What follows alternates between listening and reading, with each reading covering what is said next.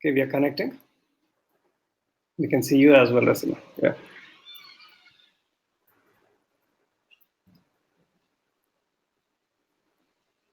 Do we start? Hello there. Welcome back. Here we go. We have two prominent personalities out here. Welcome, Rasima and Matt. Welcome to Mumbai Summit. And then not taking much of a time. So here we have. It's already there in the screen. I don't have to say anything. So over to you, Rasima. Thanks very much, Santosh. Hi, all. Welcome. We're very excited to be here today. My name is Rasima Swaroop, and I am the India Country Manager for BFA Global.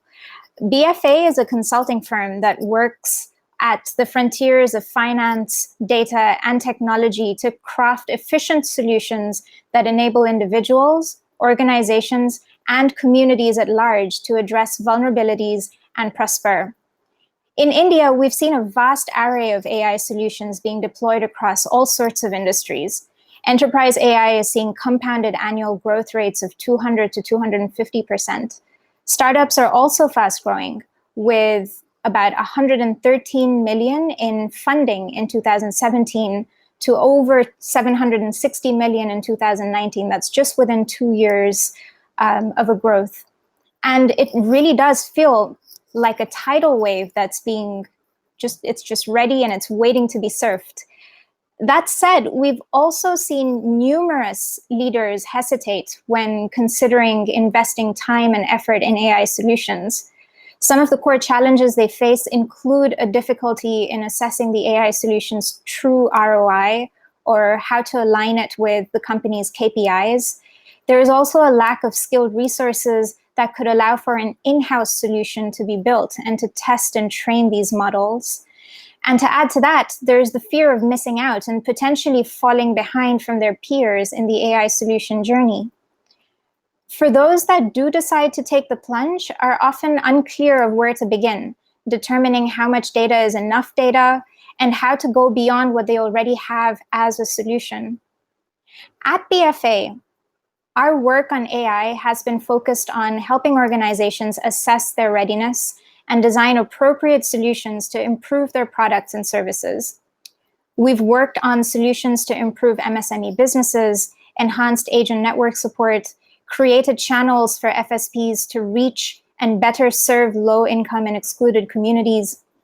And what you're seeing in front right now is a quick snapshot of some of our work in major topic areas.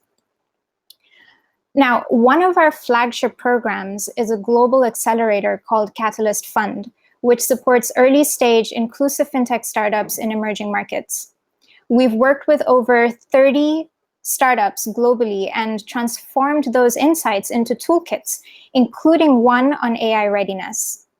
Today's discussion is really about how organizations can prepare themselves to be AI ready and discuss some examples of companies at different stages of their journeys. I have here Matt Grasser, a principal consultant at BFA Global, who has led numerous AI ML projects, some of which I mentioned in the previous slide as well. He's the brainchild behind our popular toolkit and has deep expertise in what it takes to assess and apply AI solutions. Hey, Matt. Yes, yeah. How's it going? Good. Welcome. Early morning. All the way from Boston, or sorry, New York. Yeah. So let's kick straight in. Let's cut to the chase. What should an organization think about as it prepares to develop an AI solution? Yeah, so I think we could spend probably a few hours discussing this, but at the highest level, really, I think we want to focus on maybe a few key points along a journey, and then maybe a few examples from the startups that you've mentioned already. So, from working with all of these startups, and also not just startups, but incumbent financial institutions, even financial authorities, we find that it's really important to frame this as a journey, and not just as a journey that you pass through one time, and then you have AI launched forever and you continue forward with that. But actually, it needs to be kind of an iterative journey. Each time you update the product or add a new feature or add a new piece of technology into it, it's really helpful to kind of consider this journey as you're stepping through it. And of course, there's a detailed view of this that we can share a link to at the end of this, but given the time constraints of today's session, I think just walking through these key points on the screen here in a little bit of depth today should be at least a primer for people to start thinking about this in a little more depth. So really the most important thing for any institution as they're thinking about adopting AI is to start out by defining the context and assessing their own kind of readiness to adopt AI. So this fundamentally starts with understanding what the problem is that you're trying to solve, explicitly defining the use cases and value proposition both for the customer and for yourself as an institution, and making sure that you're checking those boxes and referring back to that throughout the rest of this journey. Secondly, it takes another foundational layer, which is to understand whether you have access or are collecting the right format, quality, and localization of data. If you don't have your products properly instrumented or you're not kind of storing things in the right way, that can introduce hiccups all along the rest of this journey as well. With those two things in mind, you can start considering which are the right technologies to leverage. So if, for instance, you have a mobile application versus a web application or an API or a platform as a service kind of thing, the technologies that you're using are going to be vastly different, not just on the kind of enabling technologies, but also on the AI portion itself. You have mobile optimized deep learning networks, models with lower file sizes for downloading the weights and things like this. So based on those first two factors, you want to be selecting the appropriate technology. Now, these are all relatively technical or product-facing considerations, but on the organizational level, it's also really key. And we see a number of institutions kind of glossing over these last three pieces that are more institutional. So making sure that not only have you identified the right technology and data and problems to solve, but that you have the capacity and talent as an organization in order to piece those together, to take those ingredients and bake something really nice out of it. And this consists of not just having data scientists on the team, but also UX designers, human-centered designers that can understand how to map those technologies to the first three steps. Fifth, I think it's really critical that we've seen people also kind of skip this step and really put themselves in a tough scenario, that you're making sure you're assessing the viability of the features or the solution that you're putting out there. So making sure that you are projecting a return on investment that you're then measuring along the way as well. So if you're not breaking even or profitable on the product as a whole, it's going to be very difficult to serve your customers after your venture capital runs out or after your initial kind of R&D budget runs out within a larger institution. So this really needs to be a focus upfront in designing the feature. And finally, making sure that there's the right buy-in from all of the stakeholders across the board. Of course, the customer value proposition and trust of the customer is key. If you lose either of those things, then the feature is not really worthwhile. But also we've seen, having the right buy-in from the executive level, from the advisory board, from investment board is also really critical. Those can create hiccups along the way that are unexpected. You can have all of the rest of this together, but if the CEO has a bone to pick with a certain type of AI, then it's going to be really difficult to put this out there. So these are all the kind of less technical considerations, but really big pitfalls if you don't take care of them. We've seen, people that pay attention to these 6 items or so succeed, and people that don't pay attention to any one or two of these have a much, much more difficult time finding a path to success. So after these things are in place, you can then begin to really deeply explore the data sources, taking a look at whether there's bias in the collection of those sources or in the coverage of those data, which can lead to potential discrimination in any model that's built off of that. Once you have the data in place, and you feel confident about the ability to build something off of this data, you can then begin to create the insights engine. And I think it's really critical here, as you're creating a model or putting out your AI features or whatever you're doing with this data, it's really critical wherever you can to not treat this as a black box, to be able to have interpretable models. One great example we've seen is a portfolio company from the Catalyst Fund called Destacame, who does alternative credit scoring to some extent. And whether they approve you or not, they don't just say a binary yes or no, but they also include the idea of, here are the steps you can take to increase your access to credit or to turn this no into a yes. And here are concrete activities that you can do to come along. And you can't have that kind of awesome user experience with a black box solution that only says yes or no. And finally, when you deploy, that's not the end of your journey, right? I think this is maybe the most critical piece of all, that once you deploy, you need to be referring back to your success metrics that you've defined in the beginning, referring back to what your expected outcomes were, and measuring all of these, while also monitoring for any unintended consequences that arise. Are you cutting out certain segments of your customer base? Is there a bug on one, flow of your chatbot? Is your model, fair in the way that you expected it to be? And that can then in turn inform a new context, and you can kind of start the flow again here. So that's kind of the high level view. On the next slide, we dive a little bit more into the technical view. So this is a flow of, on the bottom, we could refer to this as an AI hierarchy of needs, which is a term that we didn't pen, but that we've built off of for this framework.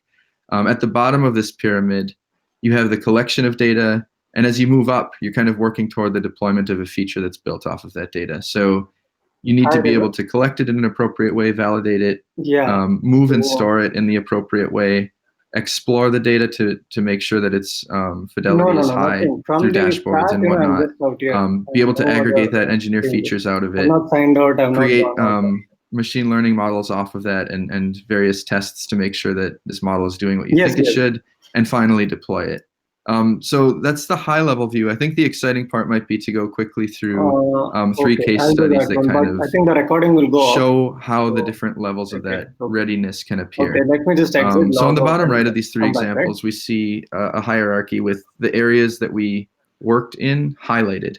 So Smile Identity is one example. This is a facial recognition application that uses optical character recognition also to extract features from a driver's license, and then can perform Know Your Customer KYC flows with financial institutions and authorization flows or authentication flows with any institution. So they came out of the gate with a very impressive proof of concept. They had leveraged some of the modern facial recognition technology and were highly effective in US-based testing when we had met them. They had a world-class team and executive buy-in. So they had a phenomenal data science team that was ready to go with the technologies and the data that we talked about before. They had buy-in from the executive level, which we also talked about earlier. These are critical enabling factors. However, they were looking at taking the model and deploying it in a relatively new environment at the time, which was in Kenya, and in particular, rural Kenya. And so there are two pieces of this that really we had to focus on, which are at the top layers of the pyramid. Were their models trained in a way that was going to be appropriate for the differing images that were coming into their system? And was this adapted in the deployment phase to the customers that they're serving? And so we took a look at this and basically made some recommendations on how to optimize their model using some new deep learning technologies that were out there to transfer learn and bring in more low lighting, different skin tones data set from what they had been previously working with. And also critically making sure that this mapped to the behaviors of folks in East Africa.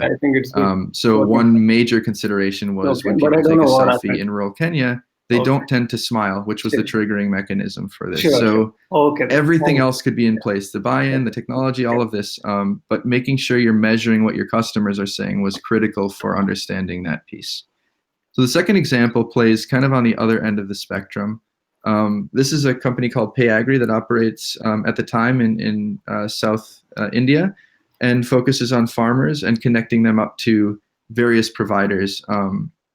So they had this really, really solid network of agri-industry experts and funders and financial institutions and other institutions. So they had the right value proposition, key stakeholder buy-in, kind of organizational structure and expertise to pull this off. They had really, along with that, this really awesome, exciting vision for streamlined farming via AI algorithms that would consume Internet of Things data. So basically, there's a few words here, but this long story short is they wanted to kind of make the farmers' plants smart, be able to kind of have those plants give themselves a voice and be able to say, hey, I haven't had my fertilizer yet. Hey, it's not rained for a few days. Please water me. These sorts of things, and have that come up through an AI-based recommendation engine and out to the farmers so that their plants could actually tell them when they're ready. And this was really like a phenomenal thing. They had all of the, again, like the network together to be able to do this. They had the right technologies identified. But actually at the base of this layer, their data infrastructure was not quite in the place where it needed to be able to scale and structure data in order to feed this algorithm. So we worked with them on their data schemas, the validation of the data coming in, the instrumentation of their products, feedback mechanisms for the farmers to feed back into that. So that's an example kind of at the base of the pyramid.